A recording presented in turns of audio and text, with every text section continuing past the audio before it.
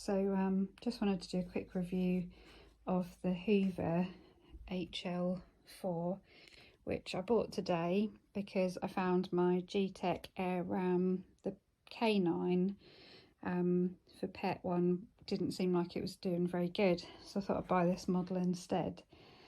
So I've literally just done my bedroom. You can see on the carpet how much it's lifted the carpet up.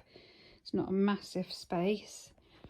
I've literally done my bedroom and I've done my hallway. You can see, look how nice that's brought it up.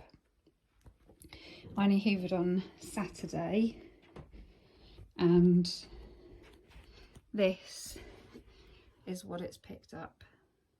Look at all of that, and that is all what the G-Tech K9 hasn't picked up.